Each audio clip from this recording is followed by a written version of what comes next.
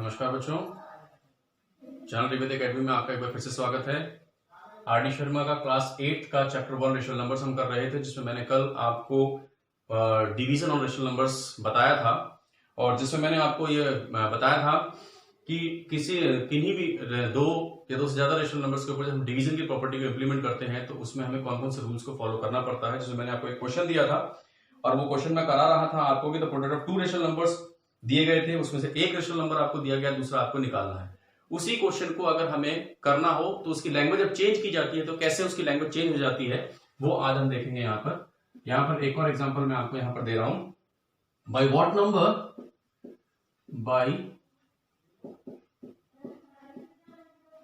Number should we multiply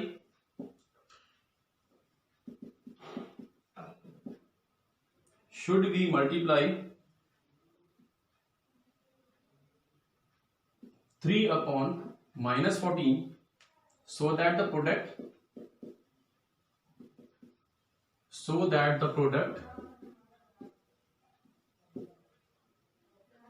may be 5 upon 12। ये आपके पास में क्वेश्चन है, देखिए इस क्वेश्चन को समझे।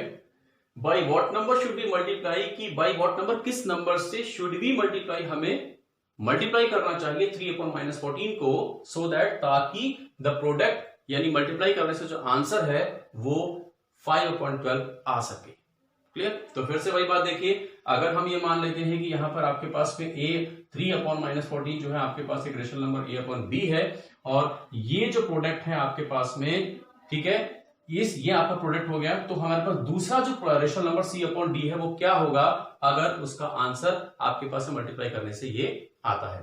तो इसको देखिए हम फिर से किस तरीके से करेंगे सॉल्यूशन। लेट, हमने मान लिया let a upon b and c upon d are two rational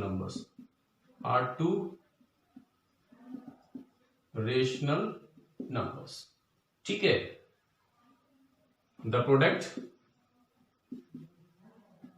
the product would be, तो उस कंडीशन में प्रोडक्ट क्या होगा, a into c upon B into d is equal to a c upon b d, यही आपका product होगा। Clear? According to question we have, अब question के अनुसार आपके पास में क्या है, according to question we have a upon b is equal to 3 upon minus 14, c upon d we have to find out, and ac upon bd is equal to 5 upon 12। यही तो दिया हुआ 5 upon 12। अब हमें करना क्या है, okay, it implies that a upon b into c upon d is equal to 5 upon 12, क्योंकि उससे यही तो प्रोडक्ट निकल के आएगा आपका, ये आ गया। अब इसको सॉल्व करेंगे, किस तरह से सॉल्व करेंगे आप, तो a अपॉन b आपको दिया गया है 3 upon minus 14 into c upon d is equal to 5 upon 12। तो हमको निकालना क्या है, c अपॉन d निकालना है, दूसरा रेशनल नंबर निकालना है, जिसको हम यहीं पर छोड़ देंगे और इसको क्या करेंगे, इस साइड लेके जाएंगे। तो आपको पता है जो रिलेशन है वो इंटरचेंज हो जाएगा, मल्टीप्लाई का डिवाइड हो जाएगा।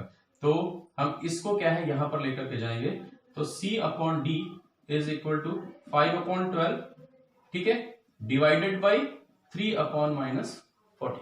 अब इसको सॉल्व करें, तो सॉल्व करेंगे तो c upon d is equal to 5 upon 12, इसको हम क्या करेंगे मल्टीप्लाई कर देंगे तो ये चेंज हो जाएगी पोजीशन, इसकी डिनोमिनेटर न्यूमरेटर बन जाएगा और न्यूमरेटर डिनोमिनेटर बन जाएगा। इसको हम काट दें, 2 6 12 एंड 2 7 14, तो हमारे पास c अपॉन d क्या आ गया, c upon d is equal to 5 into minus 7 upon 6 into 3, तो c upon d is equal to minus 35 upon 18, ये हमारे पास निकल करके आ गया। क्लियर? आप इसको क्रॉस चेक कर सकते हैं, कहां पर, यदि यहां पर आप a अपॉन b और c अपॉन d की ये जो वैल्यू आपने फाइंड आउट की थी, इसको अगर आप यहां पर रख दें तो जब आप इनको सॉल्व करेंगे तो वो इन दोनों के बराबर आना चाहिए। अगर LHS इक्वल टू RHS आ गया तो आपका आंसर सही है। मैं आपको एक बार क्रॉस चेक करके दिखा देता हूं, ठीक है, ये आपका आ गया। यहां पर आप लिख सकते हैं therefore the required rational number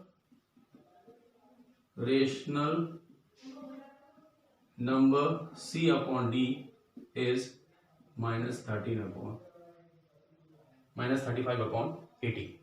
understand? ये आपके पास सॉल्यूशन कंप्लीट हो गया। अब हम इसको क्या करेंगे, क्रॉस चेक करेंगे। तो क्रॉस चेक करने के लिए क्या है, मैं यहीं पर आपको क्रॉस चेक करके दिखा देता हूं, यहीं पर क्रॉस चेक कर देता हूं आपको। A अपॉन बी आपको दिया गया है 3/-14 into -35/18 is equal to 5/12। Value put कर दी हमने। अब इसको 7 से काट देंगे, 7 2 जा 14 हो गया, 7 5 जा 35 हो गया, माइनस से माइनस कट गया, 3 1 जा 3 और 3 6 जा 18। ठीक है, अब देखिए 5/6 इंटू 2 कितना आ जाएगा, 12 आ जाएगा, इज इक्वल टू 5/12। यहां पर आपका आ गया LHS equal to RHS, hence verified. इसका मतलब क्या हुआ, आपका जो आपने आंसर निकाला था वो आपका आंसर सही था। इस तरीके से आप जो है चेक कर सकते हैं। ये आपका चेकिंग प्रोसेस है, चेक, ये आपका चेक है, आपने चेक कर दिया, इसको अपने आंसर को चेक कर दिया। ओके, समझ में आ गया आपको? इसके साथ ही मैं अब यहां पर आपको बता दे रहा हूं,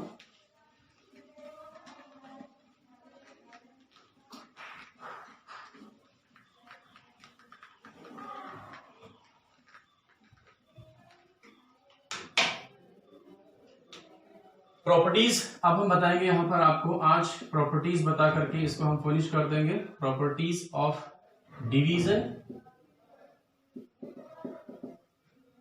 on rational number.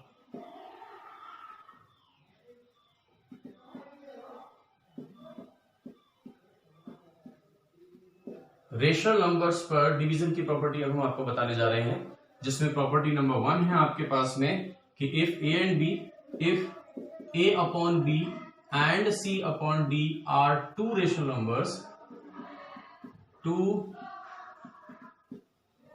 rational numbers, then A upon B divided by C upon D is equal to A upon B into D upon C is equal to AD upon BC is equal to rational number, is equal to rational number. अगर दो rational number सी A upon b and C upon d है, अगर हम इनके बीच में division की application को इंप्लीमेंट करते हैं तो ये बराबर हो जाता है A upon B into D upon C के, और ये बराबर होगा AD अपॉन BC के, और ये जो इसका आंसर आएगा, ये आंसर जिसको भी हम कहते हैं कोशेंट, इसको हम कहते हैं कोशेंट, क्योंकि डिवाइड करके आंसर आया है, ये रेशनल नंबर होगा। ये थी प्रॉपर्टी नंबर 1। और प्रॉपर्टी नंबर 2 के अंदर क्या है कि for any rational number A upon B, कि कोई भी एक रेशनल नंबर है आपके पास में, for any rational number A upon B, कोई भी हमारे पास rational number A upon B है और उस कंडीशन में V है, तो A upon B divided by 1 है अगर आंसर, तो इसका आंसर A अपॉन B ही आएगा, and A upon B divided by -1 है तो इसका आंसर -A अपॉन B आएगा। ठीक है, तीसरी प्रॉपर्टी आपके सामने आती है कि फॉर एवरी रेशनल नंबर,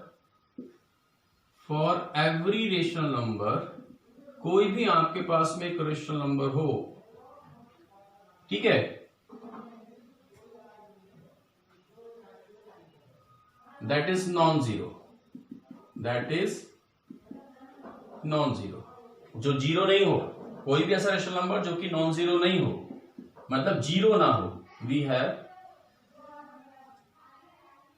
तो उस कंडीशन में देखिए क्या क्या कंडीशंस बनती हैं आपकी। A upon b divided by A upon b, answer आएगा इसका आंसर आएगा 1, क्योंकि आपको पता है 1 कैसे आएगा, वो भी मैं यही बता देता हूं आपको।